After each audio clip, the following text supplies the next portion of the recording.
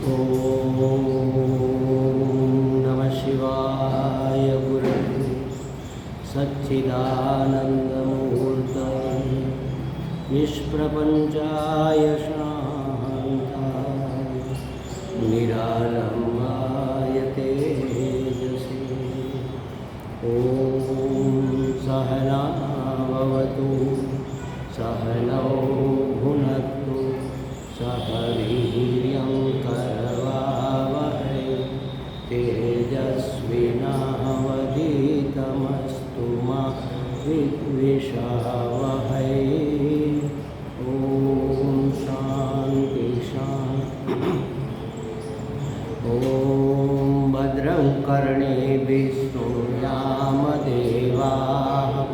भद्रं पश्येमाक्षभिर्यजत्राः स्थिरैरङ्गैस्तुष्टुवागुंसस्तनूभिः व्यशेमदेवहितं यदायुः।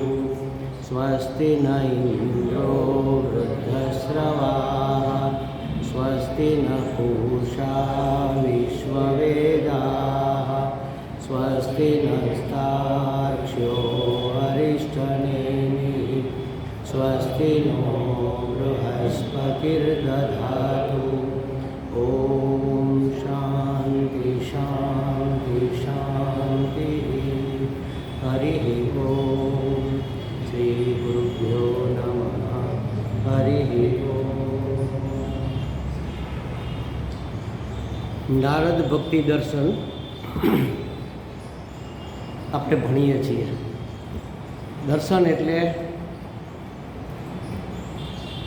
દર્શનની સાથે બે શબ્દ વપરાતા હોય છે। આમ તો હું ઘણી વખત વાત કરું છું પણ મનમાં સ્પષ્ટતા થઈ જવી જોઈએ।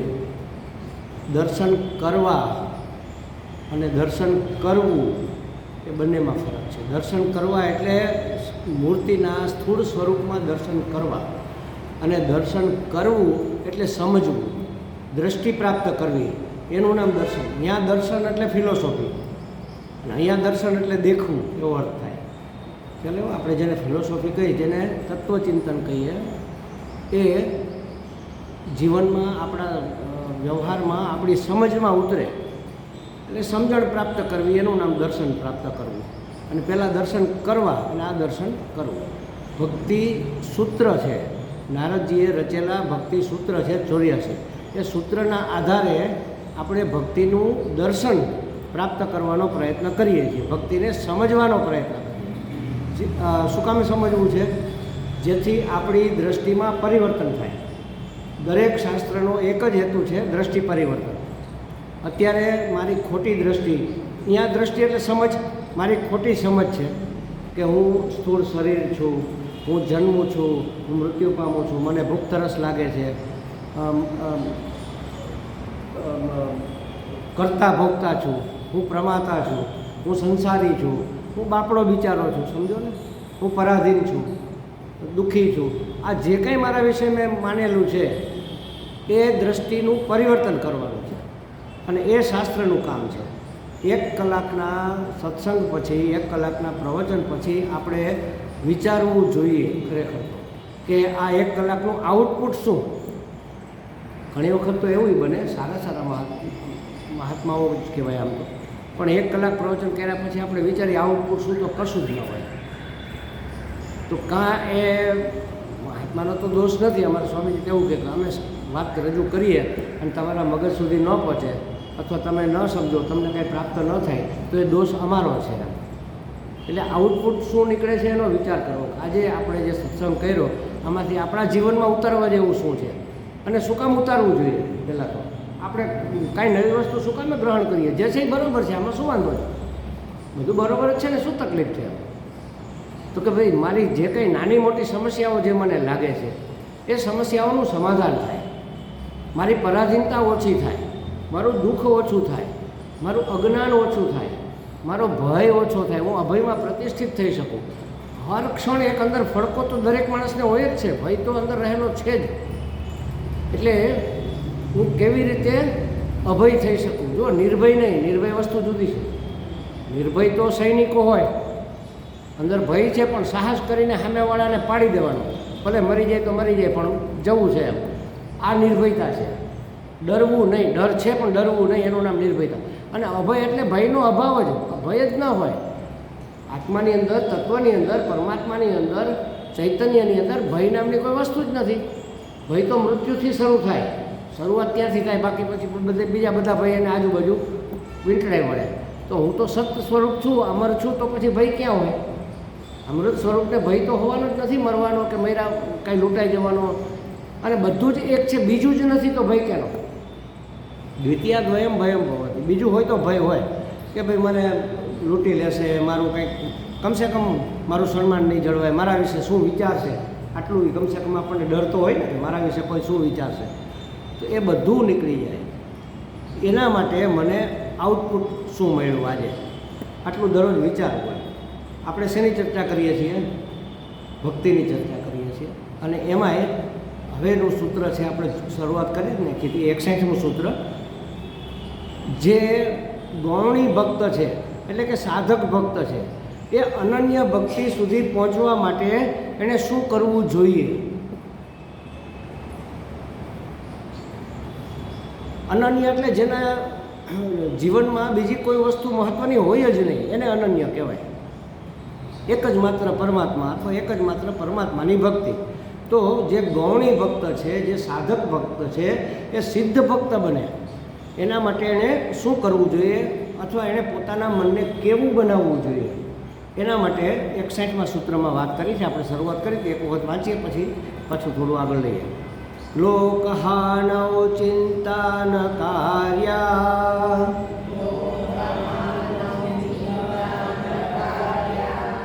લોકહાનૌ ચિંતાન કાર્યા નિવેદિતાત્મલોકવેદત્વાत् નિવેદિતાત્મલોકવેદત્વાत्. જો નાના એવા સૂત્રમાં 3-4 વાતો કહેવામાં આવી છે. નિવેદિતાત્મલોકવેદત્વાत्, લોક અને વેદ એટલે લૌકિક અને વૈદિક કાર્યો સમર્પણ કરી દીધેલા હોવાથી, કારણ કે એ પોતે ભક્ત તો છે જ, ભલે સાધક છે પણ ભક્ત તો છે જ. ભક્ત જ ત્યારે થાય જ્યારે સમર્પણ શરૂ થાય. સમર્પણ કરી દીધેલ હોવાથી હવે એ ભક્તે શું કરવું જોઈએ? લૌકિક અને વૈદિક કાર્યો સમર્પણ કરી દીધેલ હોવાથી તેણે લોકહાનવ, આ લોકમાં થનારી લાભહાનિ એટલે કે અસુવિધા, સુવિધા અસુવિધા વગેરે ચિંતા ન કાર્યા, ચિંતા કરવી જોઈએ નહીં. અને જો ચિંતા કરે તો સમર્પણ થયું કહેવાય નહીં. હવે લૌકિક અને વૈદિક કાર્યો સમર્પિત કરી દીધા એટલે પોતાની જાતને જ સમર્પિત કરી દીધી. હવે કશું કરવા પણ નથી રહ્યું ને. લૌકિક કાર્યો એટલે આપણે વ્યવહાર સત્તાના જે કાર્યો હોય એ, આપણે ત્યાં કોઈ આવ્યું હોય તો આપણે એમને ત્યાં જઈએ, પછી સગાઈ કરવી હોય તો એના જે વિધિ વિધાન હોય, નિયમો હોય એ કરીએ. વૈદિક વિધિ પ્રમાણે આપણે આજે ઉત્સવો મનાવીએ, વ્રત ઉપવાસ કરીએ. એટલે લૌકિક અને વૈદિક કાર્યો બધા પોતાના સહિત ભગવાનને અર્પણ કરી દીધા. એટલે હવે એનો અર્થ શું કે હવે એ લૌકિક કાર્ય નહીં કરે? કરશે, પણ હું કરું છું એ ભાવ નહીં રહે. હવે જેમ ભગવાન કરાવશે એમ કરશે, કારણ કે પોતે સમર્પણ કરી દીધું છે. હવે તો એ નચાવે એમ નાચવાનું છે. આપણે તો કઠપૂતળી થઈ ગયા, એની આંગળી ઉપર આપણે નાચવાનું છે. એ કે આમ કરવાનું, તો આમ જેવા સંજોગો આપણી સામે આવીને ઊભા રહે એ પ્રમાણે આપણે આપણો અભિનય કરવાનો, આપણો રોલ ભજવવાનો માત્ર છે. જે ભૂમિકામાં આપણે છીએ એ ભૂમિકા માત્ર ભજવવાની છે. તો એણે ચિંતા કરવાની જરૂર નથી. ચિંતા થાય તો શું કરવું? ચિંતા તો થવાની જ છે, કારણ કે હજી સિદ્ધ પુરુષ નથી ને, સાધક છે. તો એના માટે પછી આગળ એની ચર્ચા આવશે કે સાંસારિકમાં હાનિ લાભ થાય તો એની ચિંતા ન કરવી. શું કામ ન કરવી? કારણ કે હાનિ લાભ જે કંઈ થશે, મારું સમર્પણ થઈ ગયું છે એટલે હવે જવાબદારી એની છે. એમાં મારા હાનિ લાભ નહીં હોય, એમાં મારું કલ્યાણ હશે. તો એ એટલો વિશ્વાસ હોય ત્યારે જ સમર્પણ થાય ને, કે હવે આમાં મારું કલ્યાણ હશે. ભલે મારું જે છે, ભગવાન કહે છે ભાગવતની અંદર, જો કે આ આપણને ગમે નહીં, પણ ભગવાન એવું કહે છે કે હું જેને પ્રેમ કરું છું અથવા મારી પાસે મારો અનન્ય ભક્ત જેને બનાવવા માગું છું ને, એનું બધું હું છીનવી લઉં. તો બધું છીનવી લે એવું કોને ગમે? પહેલાં તો એ એનું ધન દોલત છીનવી લે. પછી પેલો શું કરે, નાનો નવો બિઝનેસ સ્ટાર્ટઅપ શરૂ કરે, એ ફેલ કરે. પછી પરિવારના લોકોને એનાથી વિમુખ કરી દે, એ બધા એને છોડીને જતા રહે. મિત્રો મદદ ન કરે, મિત્રોએ દગો આપે. શું કામે આવું થાય? ત્યારે આપણને શું યાદ આવે? હે ભગવાન, આ શું થવા બેઠું છે? સુખ મેં દુઃખ મેં સુમિરન સબ કરે, દુઃખ મેં કરે ન કોઈ, જો સુખ મેં સુમિરન કરે, દુઃખ કાહે કો હોય. ભગવાનને હાજર નાજીર રાખી અને આપણે જીવન જીવતા હોય તો દુઃખી થવાનો પ્રશ્ન જ ન આવે. આપણા જીવનમાં દુઃખ નહીં આવે એવું નથી કહેતા, પણ દુઃખી નહીં થવાય. જે કર્મના ફળ સ્વરૂપે આવશે એ મને સ્વીકાર્ય હશે અને એ મને વધારે નુકસાન નહીં કરે. જોજો, તમે પેલું ઇન્જેક્શન આપે ને, આપણું જો અહીંયા ધ્યાન હોય ને તો આમ આપણે રિઝિટ થઈ જાય અને વધારે દુખે. પણ અમુક ડૉક્ટરો એટલા બધા જોલી ગુડમેન હોય ને, આપણને વાતો કરાવતા હસતા હસતા આમ ભોકાવી દે તો ખબર એટલું પડે મારી દીધું, ત્યારે ખ્યાલ આવે. એટલે આપણે જો સમર્પિત હોય ને તો સહજ હોય. દુઃખ આવે પણ આપણે રિઝિટ ન થઈ જાય, કારણ કે દુઃખ આવ્યું આ હવે મારું શું થશે, હું તો લૂંટાઈ ગયો. હવે લૂંટાઈ જવાની ચિંતા જ નથી ને, કારણ કે જે કરશે એ કરશે. ખ્યાલ આવ્યો? રિઝિટ નથી થતા આપણે. એટલે દુઃખ આવે છે એ કર્મનું ફળ ભોગવી પણ લેવામાં આવે છે, પણ એ વધુ આપણને વધુ પડતું દુઃખી કરી જતું નથી. પીડા જુદી વસ્તુ છે, એ શરીરની વસ્તુ છે, એની સારવાર થાય. દુઃખ છે ને એ મનના તરંગો છે, સુખ દુઃખ મનની ઉર્મિઓ છે, જન્મ મૃત્યુ એ શરીરની ઉર્મિઓ છે, અને ભૂખ તરસ એ પ્રાણની ઉર્મિઓ છે. ઉર્મિ એટલે તરંગ, પ્રાણના તરંગ છે ભૂખ તરસી. છતાંય આપણે પ્રાણમાં હું પણ કરીને આપણે એમ કહીએ મને ભૂખ લાગી છે, મને તરસ લાગી છે, મને તૃપ્તિ થઈ ગઈ. આપણે આવું પ્રાણની સાથે એકરૂપતા સાધીને કારણ કે પ્રાણ તો જળ છે, હું જળ થોડો છું. અને તો પછી એનું દુઃખ મને થાય, ભૂખનું દુઃખ થાય ને. એવી રીતે જન્મ મૃત્યુનું દુઃખ થાય. અરે હું મરી જઈશ તો શું થશે? કારણ કે એ તો શરીરના તરંગો છે. શરીર જન્મે ને શરીર મરે, એ તો નેચરલ છે. ટૂંકમાં કહેવાનો અર્થ એ છે કે જો તમે સમર્પણ કરેલું હોય અને આ સમજ કેળવેલી હોય, દૃષ્ટિમાં થોડું ઘણું પરિવર્તન થયું હોય તો આપણે રિઝિટ ન થઈ જઈએ. તો આમ પરિસ્થિતિ ઊભી થાય ને આપણે એને આસાનીથી ટેકલ કરી શકીએ. અને આ જ શીખવાનું છે. જીવનમાં પરિસ્થિતિ તો આવવાની છે, એને કેમ ટેકલ કરવી, આસાનીથી કેમ એમાંથી પાર પડી જવું, એ મહત્ત્વની વસ્તુ. એ આપણું આઉટપુટ છે, સત્સંગનું એ જ આઉટપુટ છે. તો કહે છે કે એ સંસારમાં સાંસારિક લાભ હાનિની એને ચિંતા કરવી જોઈએ નહીં. ભગવાન, કારણ કે પોતે ભગવાનને અર્પણ કરી દીધું છે, પોતાની જાતને પણ. લૌકિક વ્યવહાર પણ ભગવાન હલાવશે, નસીબત એનો કે હવે મામેરું તો એ કે ભગવાન ભરશે. એટલે ભગવાને કર્યું ને. આમ આશ્ચર્યની વાત છે, આપણે ખરેખર એના ઉપર કેમ ભરોસો નથી કરતા, એટલો ખાસ નથી કરતા, જેવો તેવો કરીએ. 52 વખત ભગવાને એને સહાય કરી. તમે વિચાર તો કરો, નરસિંહ મહેતાના જીવનમાં ભગવાને 52 વખત એની મદદે આવ્યો છે, એક વખત નહીં. હુંડી સ્વીકારી, આપણને 2-3 યાદ હોય, હુંડી સ્વીકારીને કુંવરબાઈનું મામેરું ભર્યું, આવું 1-2 વસ્તુ યાદ હોય ખાલી. પછી પેલો કેદારો છોડાવ્યો ને બસ 2-4 એવા મેઇન પ્રસંગો યાદ હોય. બાકી નાના મોટા તો કેટલા કામો. હર 52 એટલે એનો અર્થ એવો થયો કે ડગલે ને પગલે ભગવાન હાજર ઊભો છે. પણ આપણે એના પર ભરોસો ક્યાં બેસે છે કે ના હવે એ તો હશે, કદાચ એવું હશે. પણ હવે આપણે અને કામ બેસે તો શું થાય કે એ તો નરસિંહ મહેતા હતા ને, આપણે એમાં કંઈ લાયક નથી. ભાઈ એ આપણા જેવા જ હતા, ખાલી આટલો જ ફેર હતો કે એની શ્રદ્ધા દ્રઢ હતી, એનું સમર્પણ સંપૂર્ણ હતું. બસ આ 2 જ વસ્તુ જોઈએ. સંપૂર્ણ સમર્પણ હોય અને શ્રદ્ધા દ્રઢ હોય તો આજની તારીખમાં ચમત્કારો બને છે, અત્યારે પણ બને છે. હાલમાં પણ અત્યારે કેટલી જગ્યાએ આ બધી વસ્તુઓ બનતી હોય. ચમત્કાર એટલે ન થવાનું થાય અને આપણે ચમત્કાર કહીએ, ન ધારેલું બની જાય એ ચમત્કાર. તો ભક્તે લૌકિક લાભ હાનિની ચિંતા કરવી જોઈએ નહીં. વલ્ભાચાર્યજી કહે છે કે છતાંય માની લો કે ચિંતા થઈ ગઈ તો એનો શું ઉપાય? થઈ તો જશે ને, ટેવ છે એટલે ચિંતા તો થઈ જશે. બહુ મહત્ત્વની વસ્તુ છે આ. ચિંતા કરવી નહીં, શાસ્ત્રે કીધું એટલે કે આપણે આનો માની પણ લીધું, પણ સંસ્કારવશ ચિંતા તો થઈ જાય ને. આટલું તો કરવું સ્વામીજી, હવે આટલી ચિંતા તો થાય ને, હવે જરા આટલું તો થાય ને, કાલ શું થશે એટલું તો થાય ને. આવી ચિંતા થઈ જાય ટેવવશ, જન્મોના સંસ્કાર છે. ચિંતા થઈ જાય તો શું કરવું? તો કે સમર્પણને યાદ રાખવું. આપણે યાદ નથી રાખતા એટલે ચિંતા થઈ જાય. જો બહુ મહત્ત્વની વસ્તુ છે. આપણા સમર્પણને આપણે યાદ રાખવું કે મેં સમર્પિત કરી દીધું છે. બીજી ક્ષણે ભૂલી જાય અને ચિંતા કરવા માંડીએ. બીજી ક્ષણે ભૂલી જઈને બધી વ્યવસ્થા કરવા માંડીએ.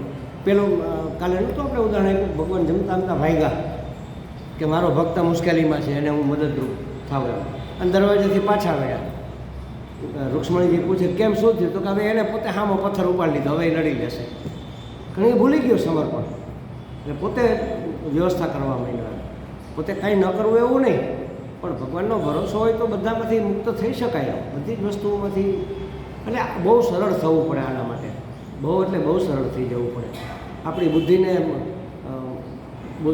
બુદ્ધિનું દેવાળો કાઢવાની વાત નથી, પણ દુર્બુદ્ધિનો ઉપયોગ કરવાની જરૂર નથી. બુદ્ધિ સન્માર્ગે વાપરવી કે કઈ રીતે આમાં મને ભગવાન મદદરૂપ થાય, ભગવાન મને કાંઈક રસ્તો બતાવો.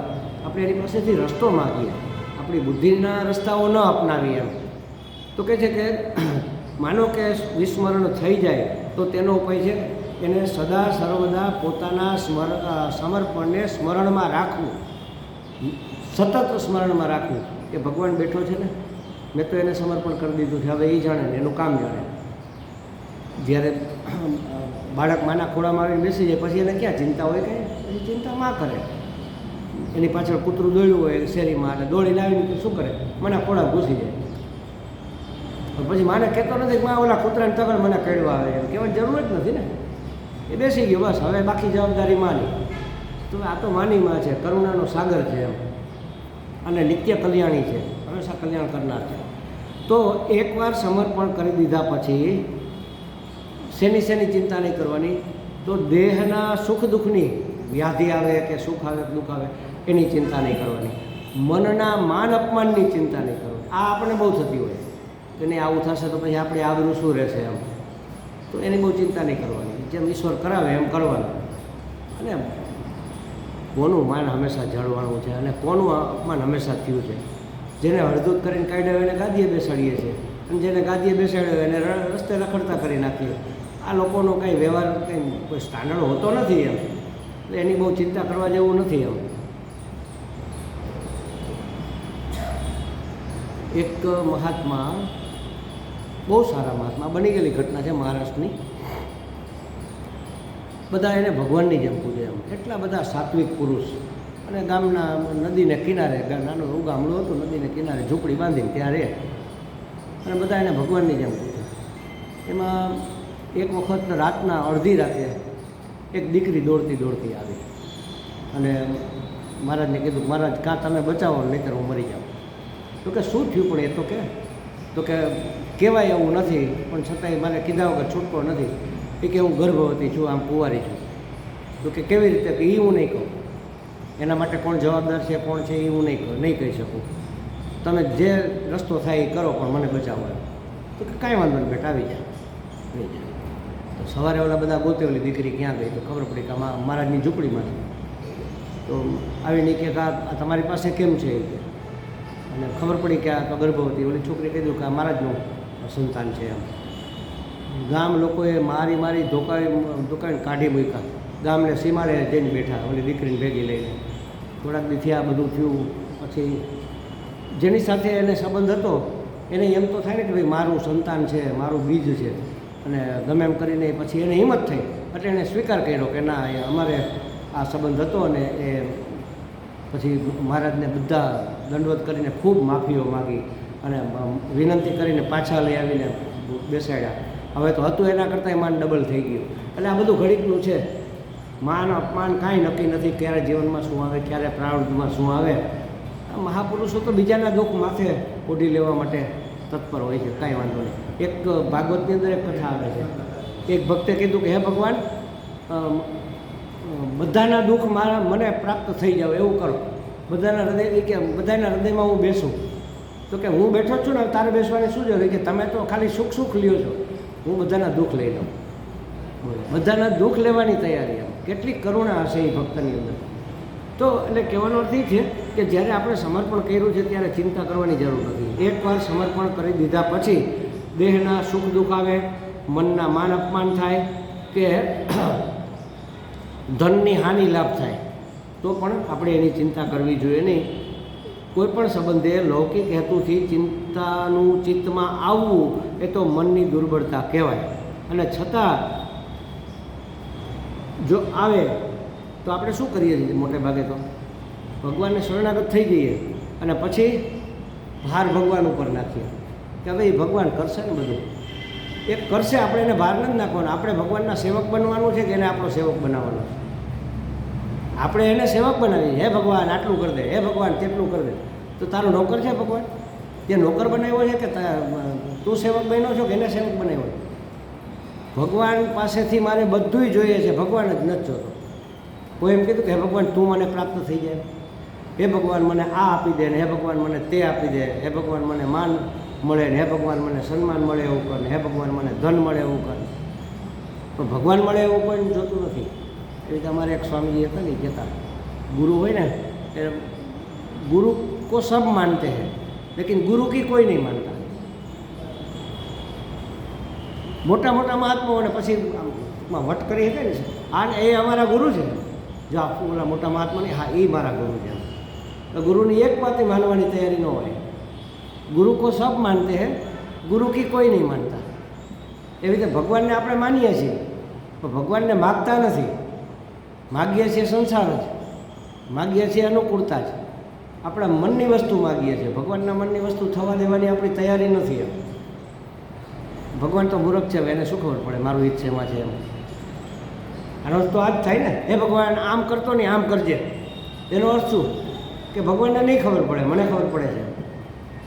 આવી મૂર્ખાઈ આપણે કરીએ છીએ એમ કહેવાનો. અને છતાંય એ તો કેટલો ઉદાર દિલ છે, છતાં આપણને માફ કરે છે, આપણને પ્રેમ કરે છે.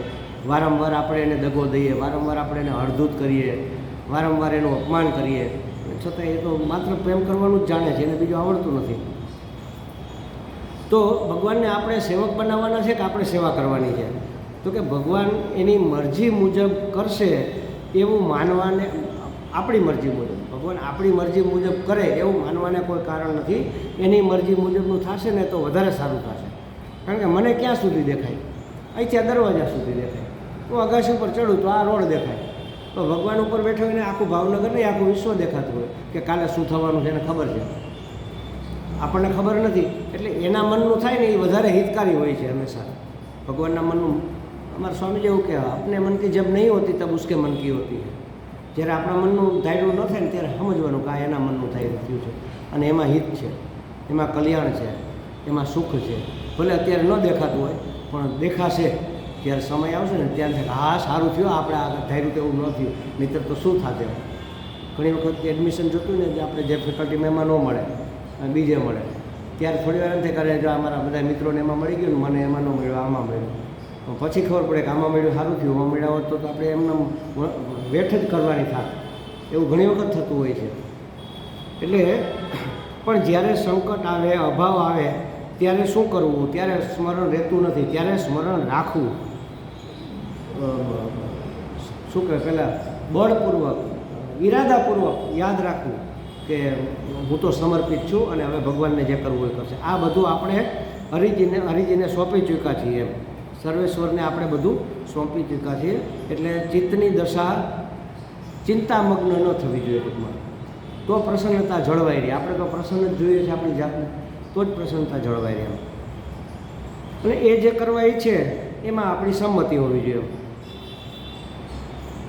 એને જે યોગ્ય લાગશે એ મારું એ કરશે. મેં કાલે કીધું ને કે મારું ઇન્ટુ ઇન્વર્ટેડ કોમા, મારું જ્યારે હું સમર્પણ કરી દઉં ત્યારે બધું મારું થઈ જતું હોય છે. પણ એ મારું સમર્પિત થતું નથી. બધું મારું થાય તો જેથી થાય તેથી થાય, અત્યારે તો મારું જાય ને એમ આપણી આવી ગણતરી હોય છે એમ. પણ એવું નથી હોતું ખરેખર. તો કહે છે કે એવમ સદા સ્વકર્તવ્યમ સ્વયમેવ કરીષ્યતિ. આપણે તો માત્ર આત્મનિવેદન કરી અને પછી પોતાના કર્તવ્યોનું પાલન કરવું, એ એના કર્તવ્યનું પાલન કરશે. આપણે આપણા કર્તવ્યનું પાલન કરવું. આપણું કર્તવ્ય શું છે અને એનું કર્તવ્ય શું છે, આ ભેદ જરા સ્પષ્ટ સમજી લેવા જેવો છે. આત્મસમર્પણ કરી દીધું પછી આપણે આપણું કર્તવ્ય કરવું અને એ એનું કર્તવ્ય કરશે. આપણે આપણું કર્તવ્ય શું છે? આપણને જે ભૂમિકા પ્રાપ્ત થઈ છે એ રોલ બરાબર નિભાવવાનો છે. આપણે ભક્ત છીએ, ભક્તની જેમ રહેવાનું છે. આપણે પતિ છીએ, પત્ની છીએ, પુત્ર છીએ, તો ખાલી પુત્ર નહીં, ખાલી પતિ નહીં, ખાલી પત્ની નહીં, ભક્ત પત્ની. ખ્યાલ આવે? એક શબ્દ એમાં સાથે હવે જોડવાનો. આપણે હવે સમર્પણ કર્યું છે ને, માત્ર પત્ની હોત તો લૌકિક હોત. હવે ભક્ત પત્ની છીએ, હવે ભક્ત પતિ છીએ. હવે ભક્ત ગૃહસ્થી છીએ, ભક્ત વાનપ્રસ્થી છીએ, ભક્તિને ભેગી જોડવાની. આપણું કર્તવ્ય છે કે હવે હું ભક્ત પુરુષ છું, હવે હું ભક્ત સ્ત્રી છું, હવે હું ભક્ત શ્રોતા છું. સાંભળીએ કે ભગવાનને હાજર નાજીર રાખીને, એટલે એના માટે એને સમજવા, એને પોતાના કરવા, એનો પ્રેમ પ્રાપ્ત કરવા બધું કરીએ. એટલે એ આપણું કર્તવ્ય. આપણું કર્તવ્ય એટલે ભક્ત રહીને મારી ભૂમિકા હું ભજવું. જે ભૂમિકા મને ભગવાને આપી હોય, જે જગ્યાએ મને મૂકેલો છે, શિક્ષક હોય તો શિક્ષકની ભૂમિકા ભજવું, ઓફિસર હોય તો ઓફિસરની ભૂમિકા ભજવું, પોલીસમેન હોય તો પોલીસમેન, જે કાંઈ હોય, ગૃહસ્થી હોય તો ગૃહસ્થીની ભૂમિકા, સ્ત્રી હોય તો સ્ત્રીની, પુરુષ હોય તો પુરુષની, એ ભૂમિકા ભજવું, પણ ભક્ત રહીને. અને ભગવાનનું કર્તવ્ય શું છે? ગીતાજીમાં કીધું, ક્ષેમ યોગ ક્ષેમ વહામ્યહમ. એ આપણા યોગક્ષેમનું વહન કરશે, એ જવાબદારી નિભાવશે આપણી, એ એનું કર્તવ્ય છે. આપણે જો આપણું કર્તવ્ય કરીશું તો 100% એ એનું કર્તવ્ય બજાવશે જ. આપણે આપણું કર્તવ્ય નહીં કરીએ તો તોય કરવાનો છે, એ તો તોય કરવાનો છે, પણ આપણને એનો લાભ ઓછો મળે.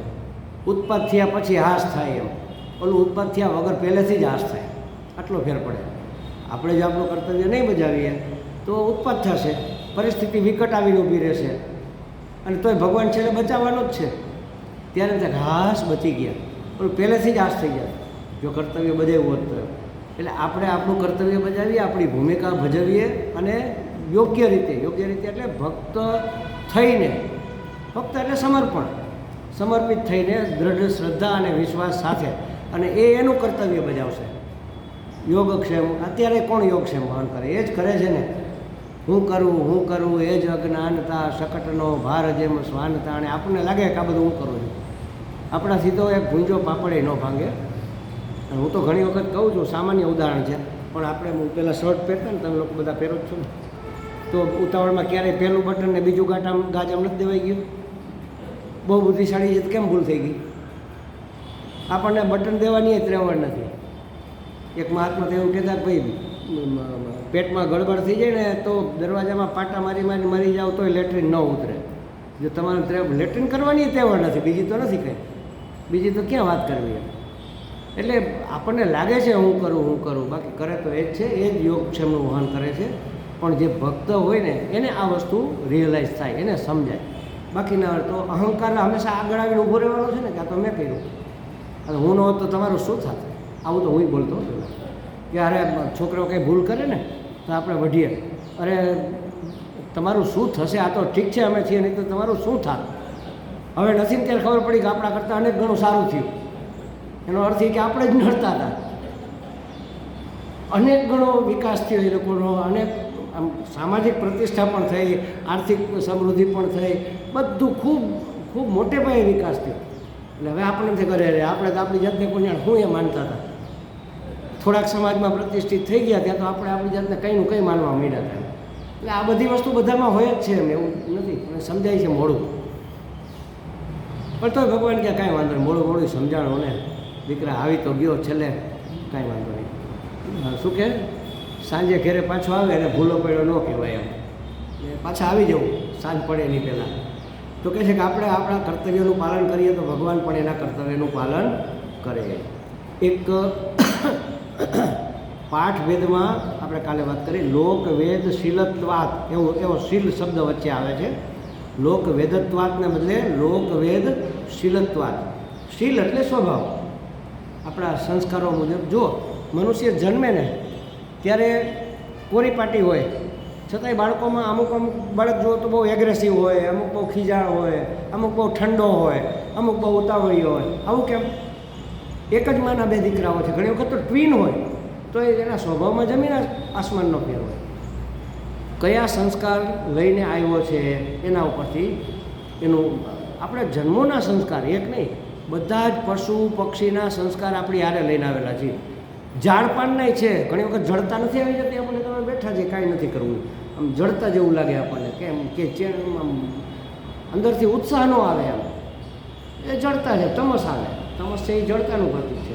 બધા જ સંસ્કાર લઈને આવેલા છે. એમાં કયા સંસ્કારને આપણે વધારે વેલકમ કરેલા છે એ પ્રમાણેનું આ જન્મનું આપણું શીલ હોય. બીજો શીલનો અર્થ થાય શું કહેવાય સદગુણ, શીલવંત ચરિત્ર રાઈટ.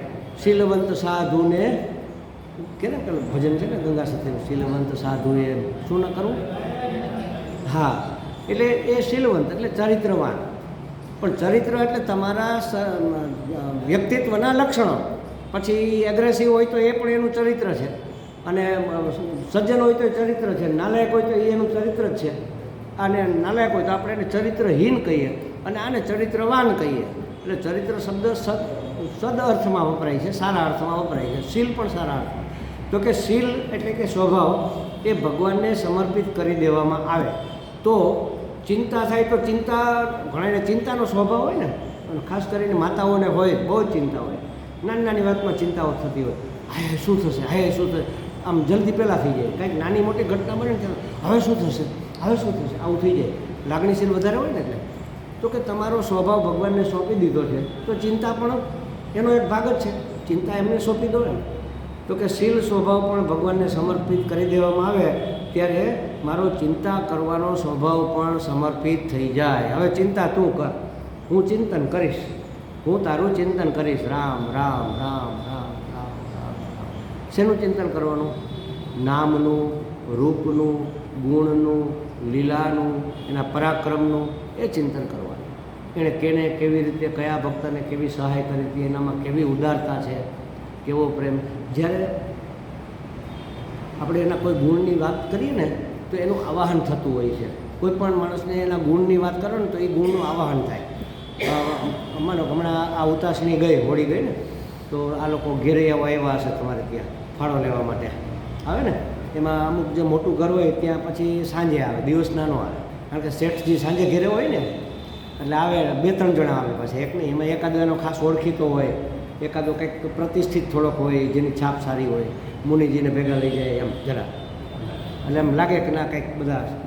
તો પછી વાત કરે, મુનિજી તમને ખબર છે ગમે ત્યારે આપણે આ ગરબીનો કાર્યક્રમ હોય, હોળીનો કાર્યક્રમ હોય, નવરાત્રિનો કાર્યક્રમ હોય, અમારે કામદાર સાહેબ કોઈ દી ના નહીં હોય, એની કોઈ દી એની ના નહીં ગમે. તો કે હા બોલો ને શું છે. આપણે શું કર્યું? એની અંદરથી એની ઉદારતાનું આવાહન કર્યું. ખ્યાલ આવ્યો? એના દાનેશ્વરીપણાનું આવાહન કર્યું. તો ભગવાનના ગુણને આપણે ગાઈએ ને, એનું ચિંતન કરીએ ને, એનું આવાહન થાય. અરે તું દયાળુ દીન હો, હું તો દીન છું, તું તો દયાળુ છે. ભગવાન તું તો કેવો એનો અર્થ શું? તું દયાળુ છે કહેવાની શું જરૂર? તો છે જ. એનો અર્થ એવો કે દયા કર, ભાગવાની જરૂર નથી. અહીંયા કેમ માગ્યું નથી એમ કે અરે અમારા કામદાર છે તો કોઈ દિવસ ના નહીં એમ. એટલે હવે ટૂંકમાં આજે ના પાડે નહીં એમ, હવે તો દેવાના જ છે. તો કે લખી લો ને, વાંધો નહીં, કેટલી જરૂર છે લખી લો વાંધો નહીં. આવું જનરલી આપને સમાજમાં જોવા મળે છે. આ જ વસ્તુ ભગવાન નહીં લાગુ પડે. હે ભગવાન તું તો કરુણા નિદાન છે. જે વસ્તુ આપણે જોતી હોય ને એ ગુણનું